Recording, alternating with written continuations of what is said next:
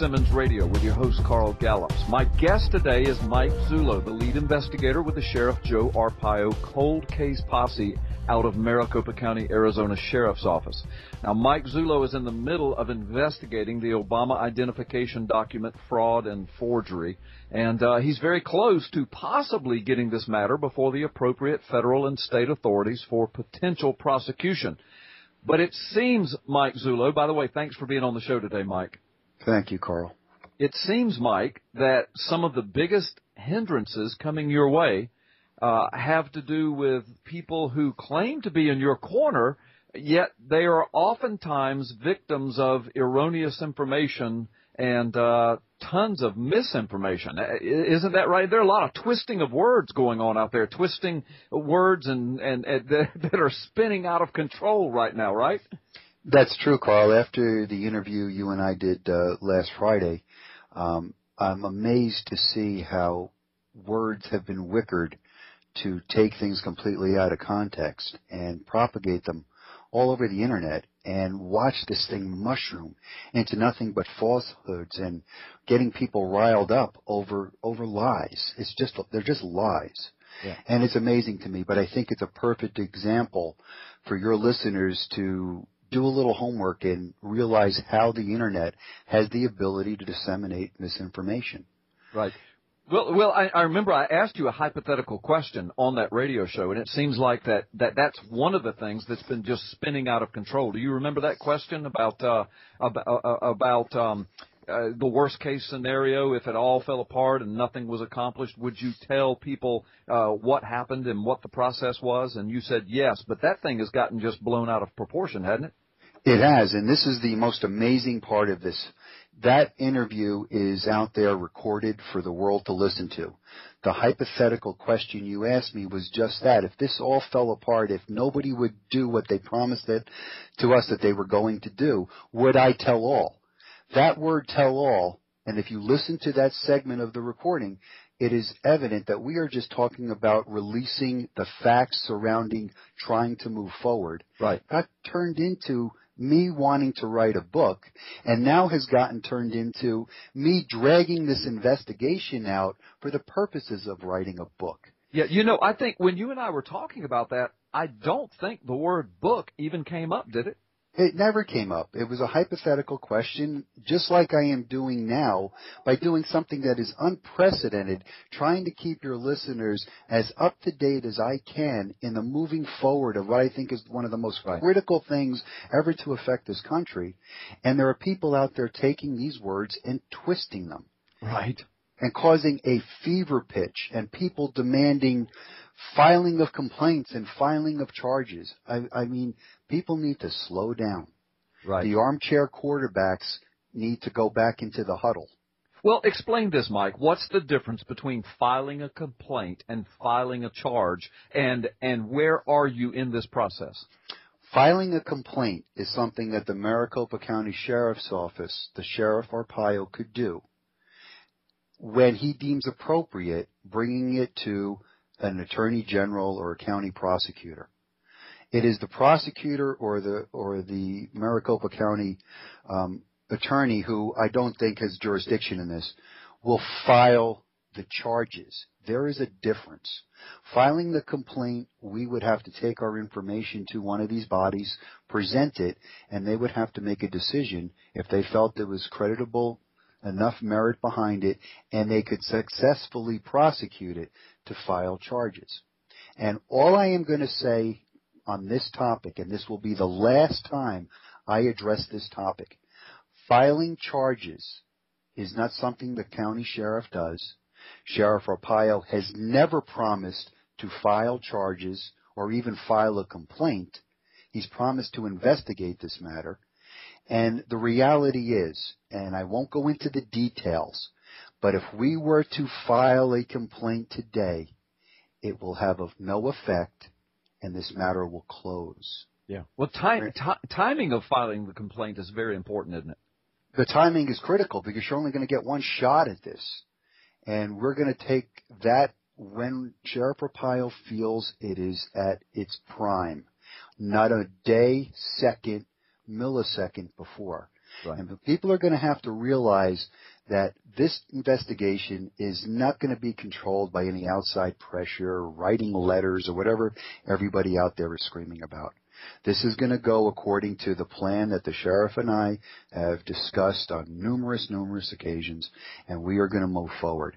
And Carl, in addition to that, I would really encourage your listeners to listen to that audio recording and then compare it to those websites that are out there twisting these words.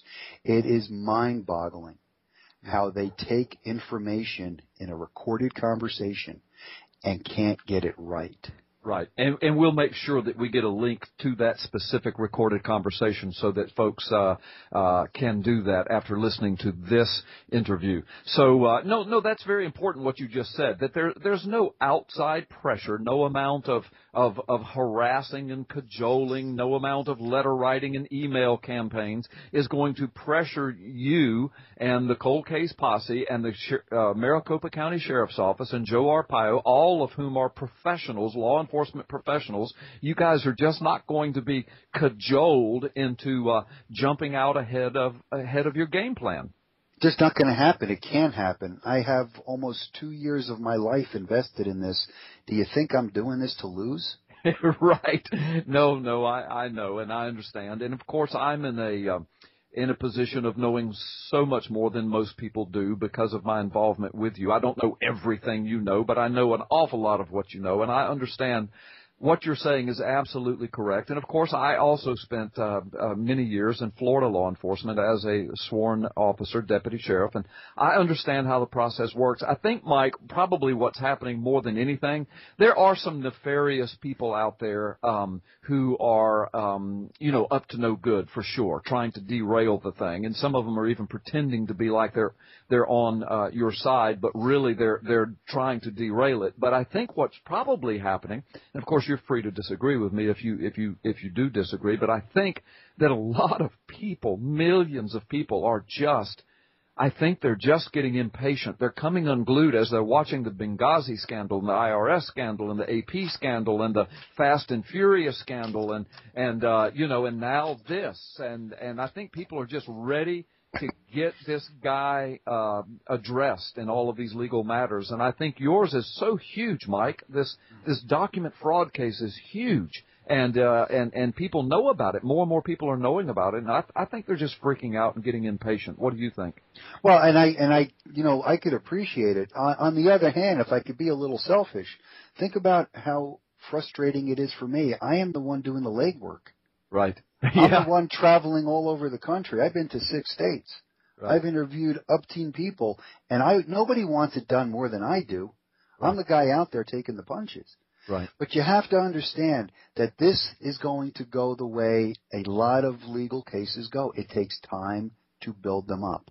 Yeah. And when you pull the trigger on one of these, you want every I dotted, every T crossed, because you're only going to get one shot. And the other thing, Carl, I want your listeners to really mark the calendar today. In 2 weeks, they are going to find out how wrong these other people truly are, how ill-informed they are.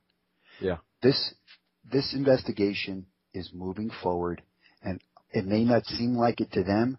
It is moving forward faster than it ever has. Yes, it has. There are more people involved. There are more things happening. There are more plans being laid for an actual possible prosecution of this or deep investigation that leads to some type of prosecution than ever before. And it's happening quickly. You and I that because we're the ones on the other end of the phone calls. You more than me, but we both know that. And I know the other folks don't. But we're trying to keep them posted without giving away the game plan. And it's a very difficult thing to do. It's something that you normally wouldn't do. Look, it's easier for me to conduct business not doing this. Yeah. But I feel there's an obligation to folks across the country. Yeah. And, I hope we gave you another glimpse of hope. And that's what we're trying to do. We're trying to keep you informed as best we can without giving away the farm. And I can tell you this. There isn't one question you've ever asked me on this radio show that I haven't been as candid as I can possibly be without jeopardizing the investigation, and they've all been truthful. Yeah. Now, no, you're absolutely correct on that. I know that, Mike, and I appreciate it. I think the vast majority of our listeners appreciate it as well. Of course, I know the Obama bots listen to everything we say, and of course, they're always there to try to twist and tear down and spin words out of control.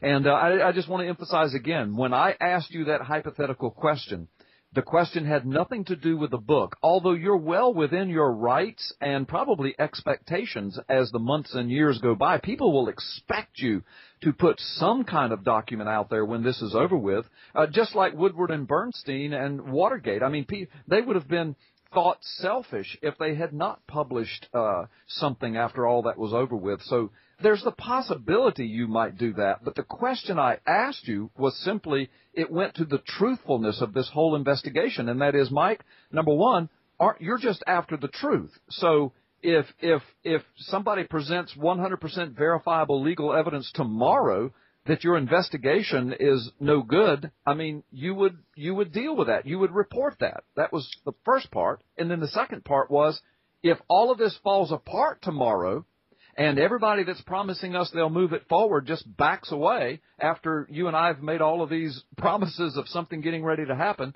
you would come forward probably on the radio and or in print and tell people about it. I mean, you're not going to just leave it all hanging out there. And that was the question I asked. Isn't that correct? That's correct, and I wouldn't do that. If this all fell apart, there are going to be actors involved that caused it to fall apart, and people have a right to know that. Yeah. And Carl, if I could just say one other thing. The only document I'm interested in writing is an investigational report that results in a conviction. Yeah. That's the only thing I'm interested in writing. Nothing else. Yeah. So if anybody thinks that we're doing this to make money or whatever they're thinking, look, there's no money in this. Yeah. In fact, I know the information, the detailed information, and it's really the other way around. It is very much so the other way around. Yeah, I understand. Well, Mike, you've been very, very helpful, and I thank you so much for your time. We're always imposing upon you. I know you're super busy. You've got meetings today and conferences today, and I think you've got lined up some tomorrow, too. And as you said, just in the next few weeks, there should be something coming out publicly where people can see how quickly this really is moving along.